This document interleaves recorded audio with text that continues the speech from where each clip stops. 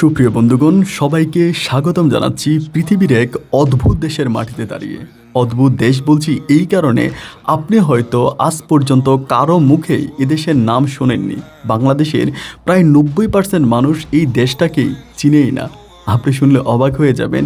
এদেশে আসলে আপনার কাছে মনে হবে আপনি 1950 সালে চলে এসেছেন। আচ্ছা, এমনও কি দেশের নাম আপনি কখনো শুনেছিলেন যে দেশের রাস্তায় এখনো 1950 সালের গাড়ি চলে? শুনেছিলেন? এদেশের রাস্তায় আপনি যে সমস্ত গাড়িগুলো দেখতে পাবেন তা আপনি কখনো পুরনো সিনেমাতেও দেখেননি। প্রিয় বন্ধুরা, এদেশের বেশিরভাগ মানুষ অ্যান্ড্রয়েড মোবাইল ফোন চিনেই না। ওদের জীবনযাত্রা চলাফেরা সম্পূর্ণ ভিন্ন। আপনি শুনলে অবাক হয়ে যাবেন, এদেশে পানির দামে আপনি মদ পাবেন, কিন্তু পানি কিনতে হবে আপনাকে অনেক বেশি টাকা দিয়ে। রাত হওয়ার সাথে সাথে আস্তে আস্তে করে মানুষজন কমতে থাকে। সন্ধ্যার পরে আমাদের শপিং মলগুলো জাঁকজমট হয়ে ওঠে, কিন্তু সন্ধ্যার পরে তাদের শপিং মলগুলো বন্ধ হয়ে যায়। অন্ধকার নেমে আসার সঙ্গে সঙ্গে তারা ঘরে ফিরে যায়।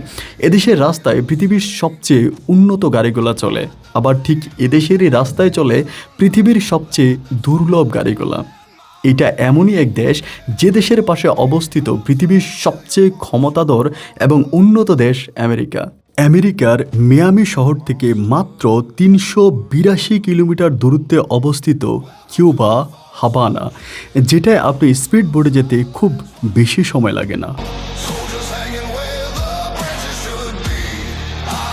তাদেরও রয়েছে আমাদের মতোই এক সাংস্কৃতিক আলাদা জীবন। নাচ, গান আর নৃত্যে তারাও মেতে থাকে সারাক্ষণ। আজ তাদের ন্যাশনাল ডে, তাই তো আজ বড় জমকালো অনুষ্ঠানে তারা সবাই একত্রিত হয়েছে, নৃত্যের তালে তালে তাদের দেশকে সমর্থন জানাচ্ছে। এছাড়াও তাদের রয়েছে প্রকৃতির এক নীরব মিলবন্ধন, যার দেখে রীতিমতো আমি মুগ্ধ হয়ে গিয়েছিলাম। বিশেষ করে তাদের ওই নীল নদের কথা না বললেই নয়। দর্শক বন্ধুরা, আমি যখন শেষ দিনে কিউবার নীল নদের পাড়ে বসেছিলাম, কিউবারের সমুদ্র, কিউবার আকাশ আমাকে এমন সব সৌন্দর্য উজাড় করে দেখিয়েছে যা আজও আমার চোখের দৃষ্টিতে লেগে আছে। মনে হয় মৃত্যুর আগ পর্যন্ত এই দৃশ্য আমি কখনো ভুলতে পারবো না। কিউবার জার্নিংয়ে যা যা ঘটেছিল সমস্ত কিছু তুলে ধরব আজকের এই প্রথম পর্বে। আমি আশা করব আপনারা শুরু থেকে শেষ পর্যন্ত আমার সঙ্গেই থাকবেন।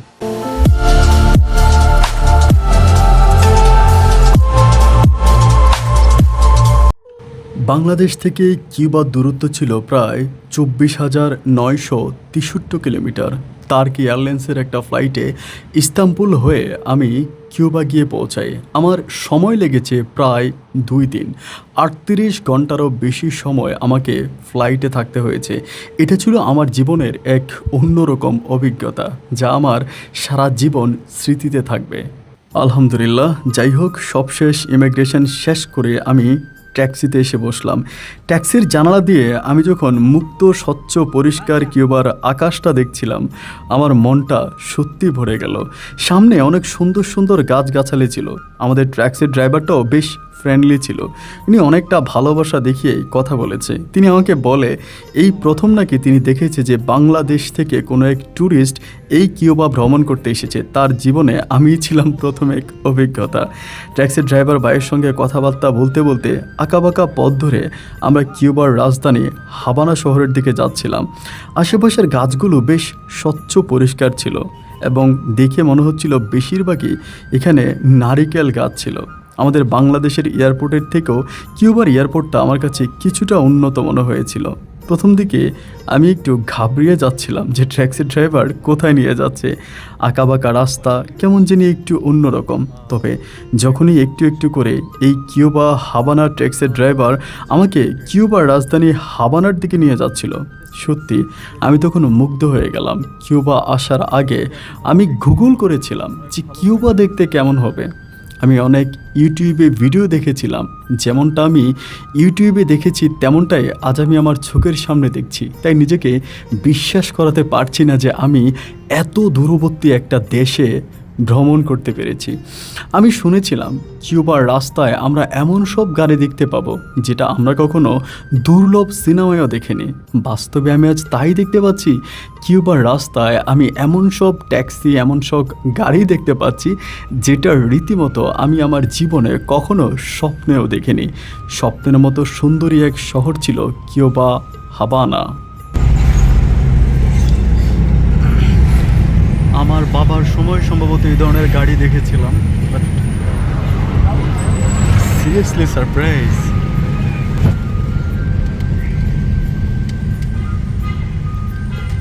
হাভানা ওই পুরনো শহর হিসেবে সবার কাছে পরিচিত, বাট ডেফিনেটলি আমি আসার পর অবাক হয়ে গেলাম। People are very nice.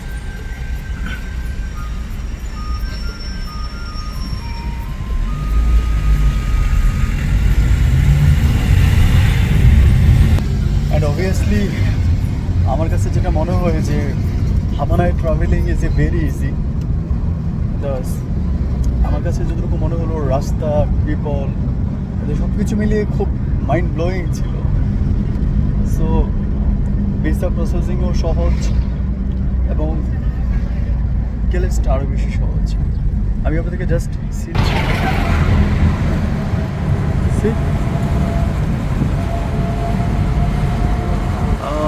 Sure 2025 if you came here 1987, আমার কাছে এরকম মনে হচ্ছে যে 1987 সাল হয়ে গেছে। হাউস থেকে শুরু করে সব কিছু, কার, সিরিয়াসলি 1987।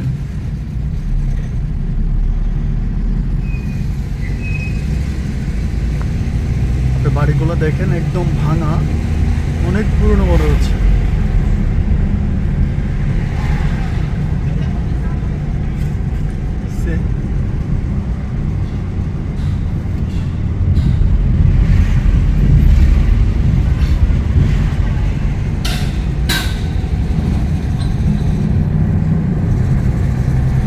আমি বিলিভ করতে পারি না যে আমি 2025-এ আছি। মনে হচ্ছে যেন 1987-এ চলে এসেছি।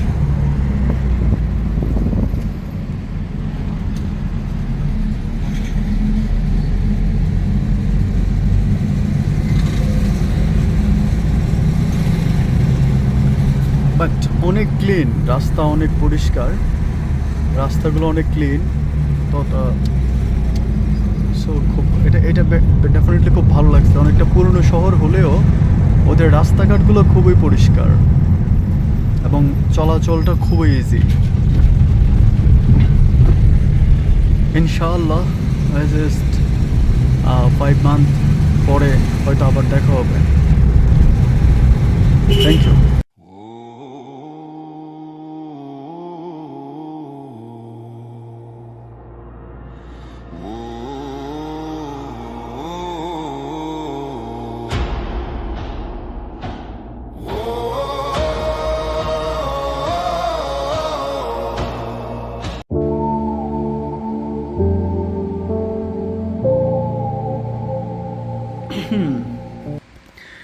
যা দেখছেন দেখে যান। আমি ধরা খাইছি, আপনারা যাতে কিউবে এসে কেউ ধরা না খান, আপনাদের জন্য হচ্ছে ভিডিওটা করা। কিউবাতে হচ্ছে পার্টিকুলার অ্যাপার্টমেন্ট পাওয়া যায়, মানে আপনার হচ্ছে অনেক বাড়িওয়ালারা থাকে, তারা হচ্ছে রুম ভাড়া দেয়। এটা হোটেলের মতোই বলা চলে, রুম ভাড়া দেয় এবং এই রুম ভাড়া দিলে পরে আপনি এই রকম বিশাল একটা অ্যাপার্টমেন্ট পেয়ে যাবেন এক রাতের জন্য অনলি $50, $50 পুরো এইরকম একটা পেয়ে যাবেন, মানে একটা পুরো অ্যাপার্টমেন্ট পেয়ে যাবেন। আমি একদিনের জন্য নিয়েছি, শুধু আপনাদেরকে দেখাবো বলে। আমি একটু দেখাই, দেখেন এখানে আপনার ওয়াইফাই, টেলিফোন, ইভেন হচ্ছে ফুলদানি, টেলিভিশন, এবং এই সাইডটা দেখান,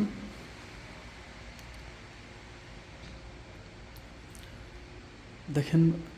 এবং এ হচ্ছে আপনার, এটা হচ্ছে এটা drawing room, it's drawing room. এবং এখানে হচ্ছে ওদের, আপনি চাইলে খাবার অর্ডার করতে পারেন, আপনাকে খাবার বাসায় সার্ভ করে দেওয়া যাবে, অথবা এখানে বইয়ের মধ্যে ওদের দেশের সংস্কৃতি আছে, আপনি এটা পড়তে পারেন। দেশের সংস্কৃতি এখানে দেওয়া আছে। আর একটা কথা হচ্ছে এখানে একটা সুন্দর হরিণ রাখা আছে, যদিও সেটা কথা বলে না, হ্যালো, না, ওটা পারে না। আর এখানে হচ্ছে কিচেন, এবং এই কিচেনটা এতটাই সুন্দর, আমি সিরিয়াসলি আমার কাছে মনে হয় যে আই মেক মিস্টেক, আমি হচ্ছে একটা হোটেলে উঠেছিলাম, যদি আমি হোটেলে না উঠে এইটাতে উঠতাম তাহলে হয়তো আমার জন্য অনেক উপকার হতো, আমি রান্না বান্না করে খেতে পারতাম। আমি খাবারে অনেক কষ্ট পাচ্ছিলাম। এখানে একদম আপনি কুক করার জন্য সব আছে, আপনি রান্না করার জন্য যাবতীয় যা প্রয়োজন সব এখানে পাবেন, ইভেন ওভেন পর্যন্ত আছে। মাই গডনেস, দেখে ফ্রিজে কি আছে, এটা খালি, এটা ও নো, এই সবই আপনার জন্য totally free, total free, you can eat, আপনি এটা টোটালি ফ্রি পাচ্ছেন। আমি তাহলে একটা রুমে আগে যাই। হ্যাঁ, এটা হচ্ছে ফার্স্ট রুম। রুমের অবস্থা দেখেন, জাস্ট এক কথায় বলতে গেলে ওয়াও, ইজ ইমেজিং। আমার ওয়ালেট, আমার ক্যাপ, এই যে কিউবার পতাকা, এ হচ্ছে আমার ব্যাগ। মানে ছোটো একটা ব্যাগ নিয়ে আসছি, বিকজ আমি এই রুমে অনলি একদিন থাকবো। একদিন থাকবো কেন, শুধুমাত্র আপনাদেরকে দেখানোর জন্য যে পার্টিকুলার রুমগুলো কীরকম হয় বেসিক্যালি। খুবই সুন্দর, খুবই সুন্দর। এই যে এখানে ছোটো ছোটো পাখি আছে, এটা এই যে পাখিটা দেখতে পাচ্ছেন, এটা হচ্ছে ওদের দেশে শুধুমাত্র পাওয়া যায়, যেটা আকারে অনেক ছোট হয়। আপনি অনেক ছোট পাখি, আপনি দেখলেও মনে হবে যে এটা একটা পোকা। আমি যদি এ পর্যন্ত দেখি নাই, মানে মনে হবে যেন এটা একটা পোকা, কিন্তু আসলেই পোকা না, এটা একটা বার্ড, এবং লিটল বার্ড, ওদের এখানকার ন্যাশনাল বার্ড যেটাকে বলে আর কি। আর ওয়াশরুমে যাই, এই হচ্ছে ওয়াশরুম।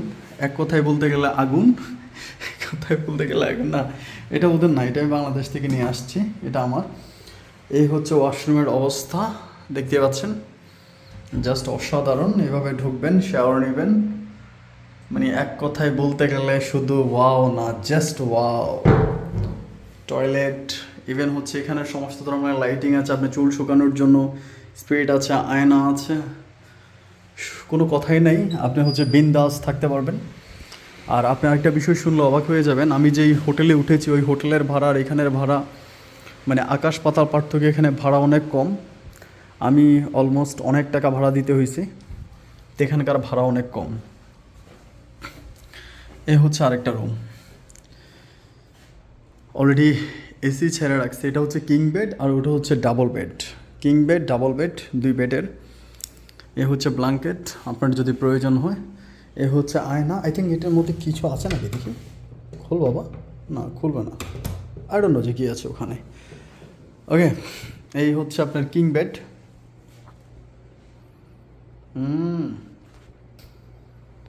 বউ না থাকলে অনেক মিস করবেন, বউরে কেউ আছে। আচ্ছা, ও মাই গড, এই হচ্ছে আপনার কিচেন, মানে এই সরি টয়লেট। হ্যাঁ, এটা হচ্ছে আরেকটা টয়লেট। এই হচ্ছে রুম, আপনার কি বলে টয়লেট, আপনার শাওয়ারের অবস্থা, শাওয়ার করবেন এখানে। লাইটগুলো তো এক কথায় বলতে গেলে জাস্ট অসাধারণ। চুল শুকানোর ব্যবস্থা আছে। এরপরে যেটা হচ্ছে সেটা হচ্ছে ওই যে দেখতে পাচ্ছেন, ওটা আমার হোটেল, হোটেল বিদাদু। এইটা হচ্ছে আমার হোটেল, হোটেল বিদাদু। এই আমি আসলে এই হোটেলেই আছি।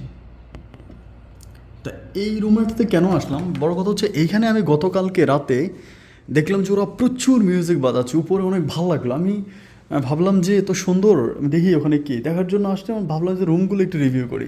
রুমে ঢোকার পর তো মনে হলো যে এত সুন্দর রুম কীভাবে পসিবল।